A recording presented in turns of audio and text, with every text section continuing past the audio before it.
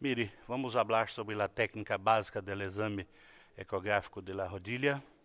Para mim é um grande prazer, um prazer enorme estar com vocês, autoridades do ultrassonido morfoelétrico em Latinoamérica. E fico muito contente que esse evento está acontecendo em Instituto de Radiologia do Hospital de las Clínicas da Universidade de São Paulo. É para mim motivo de muito honor estar presente aqui em esse espaço que é um templo da radiologia moderna em Latinoamérica e por que não em el mundo. Muitas graças a todos. Vamos então começar por la técnica básica e para isto todo honor para a ressonância magnética. Quando hablo de rodilha, prefiro tirar o sombrero inicialmente para que as pessoas defensoras do método de ressonância entendam definitivamente que eu vou falar aqui de um exame de segunda linha. Ponto. O ultrassonido não é primeira linha para articulação de la rodilha, todos sabemos disso. Pero estamos em Latinoamérica, onde o acesso a los resonadores é mais caro.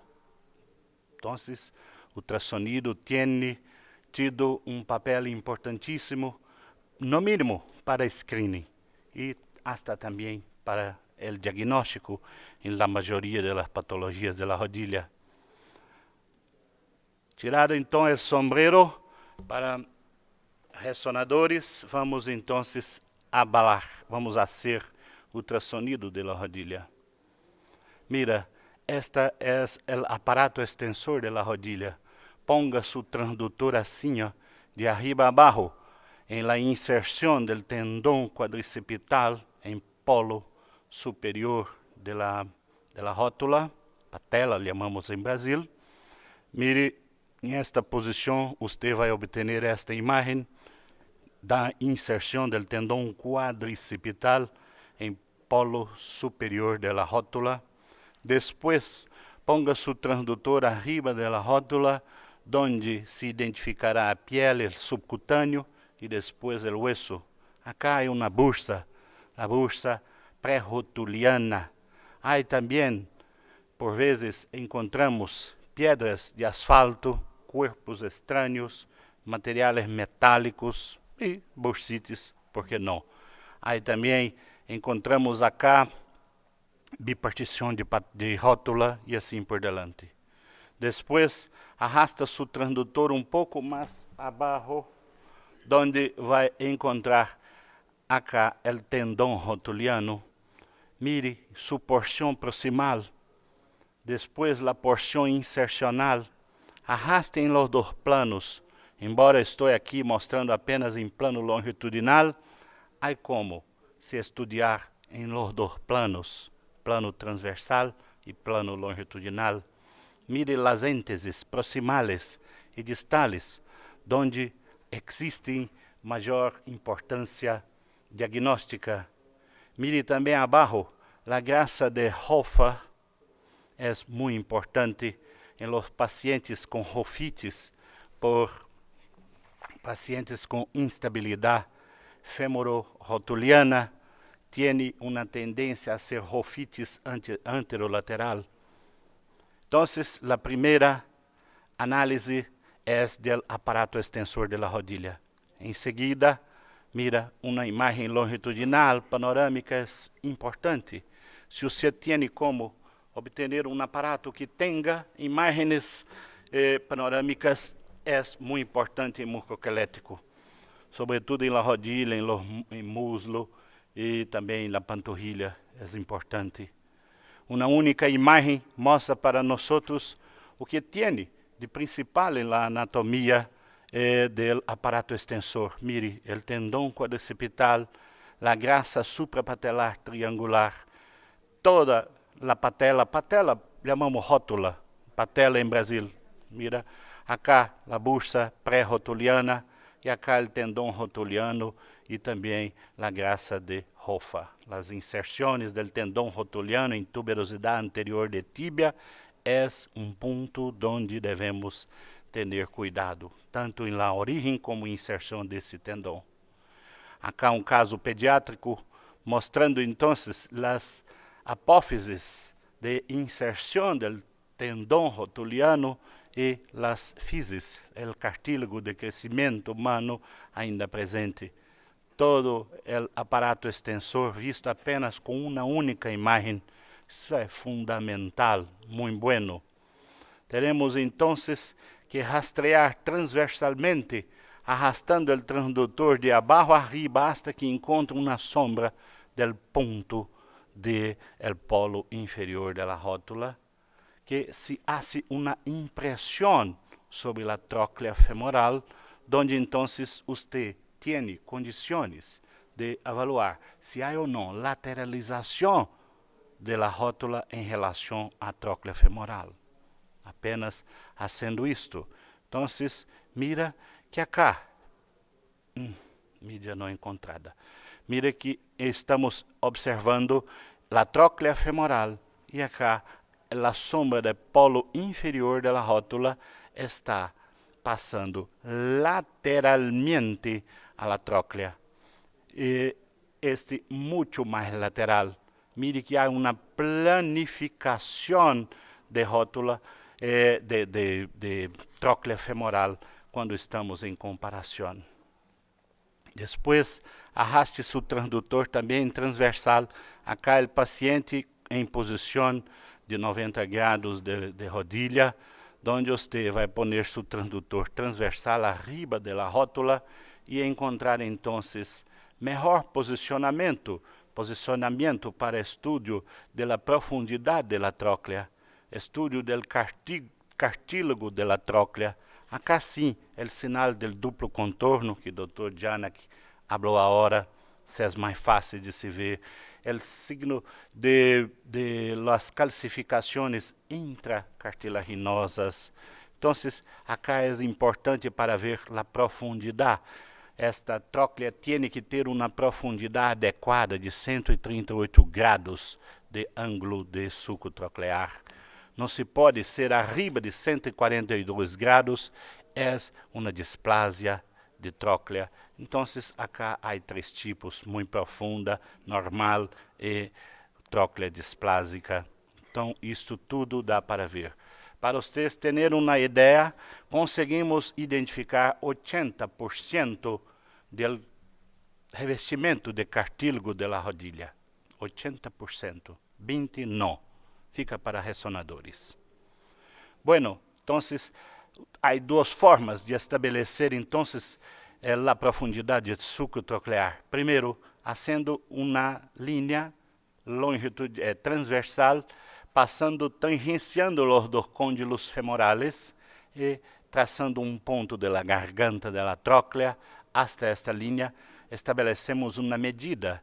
Abaixo de 0,5 é tróclea displásica, arriba de 0,5 é tróclea buena, profunda. Outra medida é o ângulo do surco troclear, hace um ângulo baseado em ponto mais profundo, passando tangente em duas facetas da tróclea, onde há um ângulo que é normal, arriba de 130, em torno de 138 grados. Abaixo é normal, 138 é normal, hasta 142 infere que a tróclea está um pouco plana. Arriba de 142 grados é uma tróclea displásica. Acá, agora, seguindo entonces nuestra avaliação, vamos para o aspecto medial da rodilha, onde com uma imagem também panorâmica conseguimos identificar desde a origem hasta a inserção distal do ligamento colateral medial. Este ligamento está intimamente relacionado ao corpo do menisco medial, onde entonces observamos o corpo do menisco medial, las uniones menisco-femorales y menisco-tibiales de este ligamento colateral medial interno. Esta é a linha articular, este côndilo femoral e côndilo tibial. Então, esta linha tem que ter uma abertura respeitosa, não se pode ter cerramento dessa linha, é artrose. Este corpo meniscal não pode ser protruso, nem tampouco extruso. É um corpo meniscal que tem que ter o padrão normal. Então, mire, esses padrões normais da interlínea medial, Jorge. Que bueno. Ainda acá em interlínea medial, vamos poner o transdutor transversal com a rodilha em flexão de 90 graus. Obteremos imagens longitudinais da pata anserina. São 3 tendones, sartório, gracilis e semitendinoso. Todos os 3 são facilmente observados. Lembrando ustedes que entre a tíbia e os tendones da pata anserina há uma grasa perissinovial contendo então uma bursa chamada bursa anserina. Então, esta bursa anserina por vezes pode estar então com signo de inflamação. É fácil de ver, há um saco de bursitis engrossada com reforço acústico posterior. Não é difícil de estabelecer esse diagnóstico. Acá, então, eu vou falar sobre isso em próxima classe, mais tarde, a visibilização de ligamentos cruzados, esse cruzado anterior, com sua banda anteromedial e banda posterolateral. Deixemos esse assunto para a próxima classe. Esse é o posicionamento para a visibilização de cruzado anterior. Em seguida, vamos para o aspecto lateral, anterolateral, ainda com a rodilha em flexão. Estabelecemos uma vista longitudinal sobre o tracto iliotibial hasta sua inserção em tubérculo de Gerdy, onde encontramos uma reentrância vinda do tendão de Poplite em sua direção, e acá o cuerno anterior do menisco lateral. Abaixo há um pequeno ligamento esbranquiçado que se confunde com as fibras do menisco, chamado ligamento anterolateral, que ortopedicamente não tem tanta importância, pero acá é o tracto iliotibial.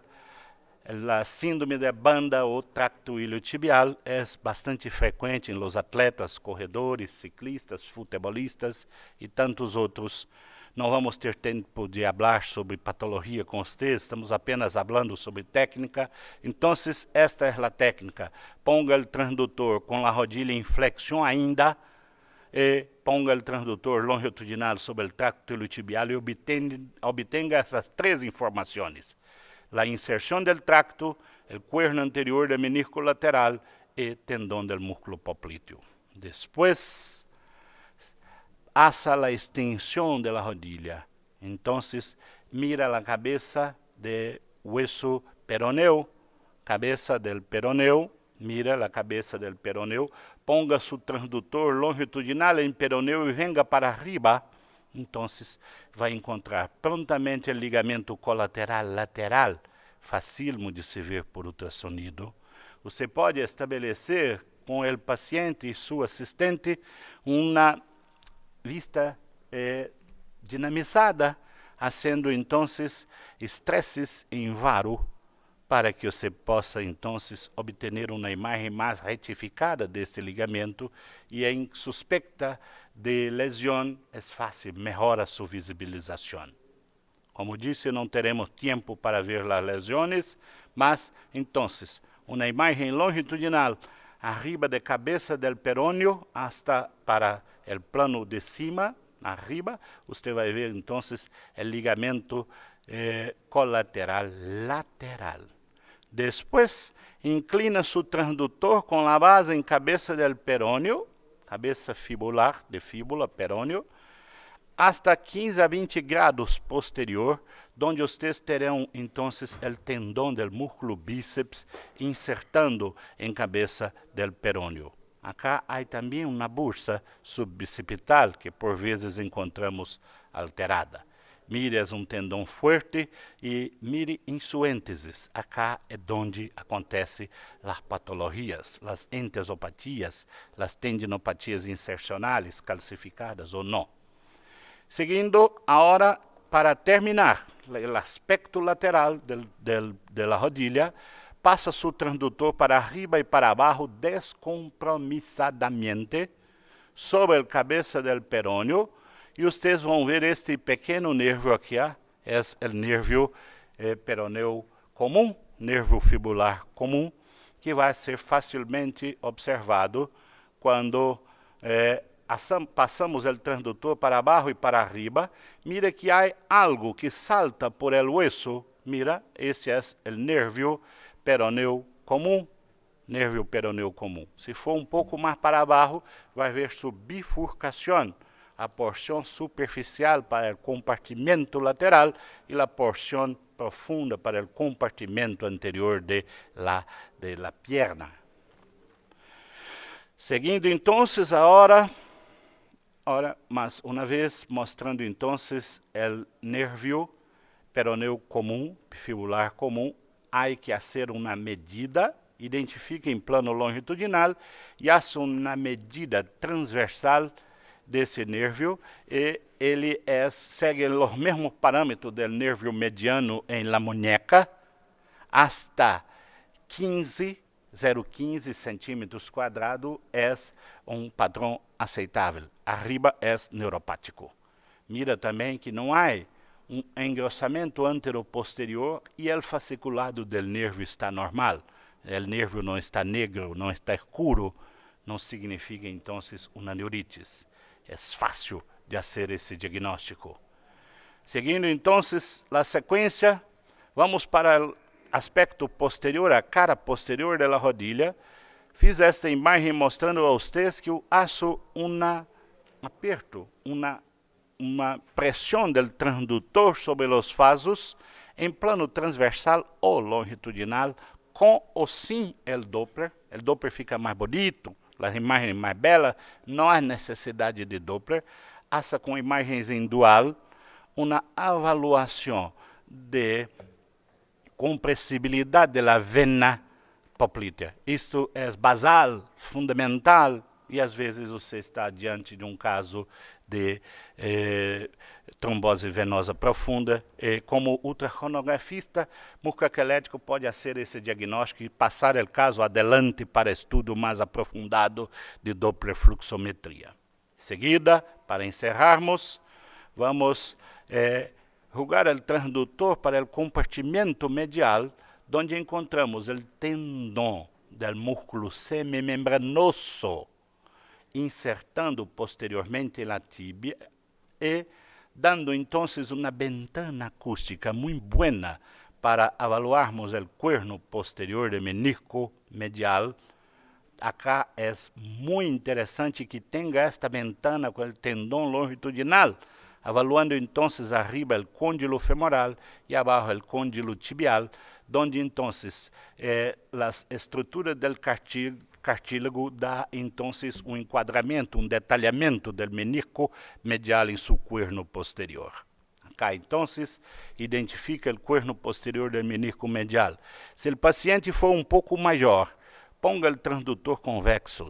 O transdutor convexo é muito bueno para identificar o cruzado posterior de los meniscos medial e lateral em aspecto em cara posterior de la rodilha.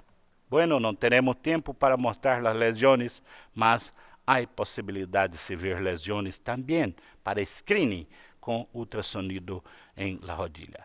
Depois vá para o lado posterolateral. E acá, em este canto, vocês vão identificar o tendão do músculo poplíteo.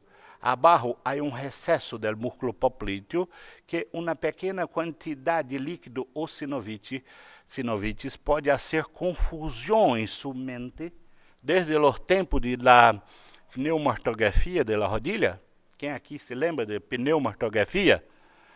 Provavelmente vocês são mais jovens, não sabem o que é esse exame.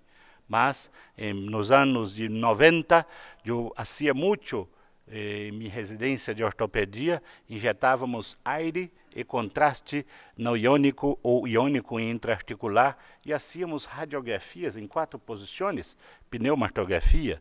Desde o tempo da pneumartografia hasta agora, em los resonadores, há médicos fazendo erros, caindo em la armadilha, caindo em pitfalls acá entre o tendão del popliteo e recesso de popliteo e cuerno posterior de menisco lateral, indicando uma provável lesão acá, e não é um recesso normal.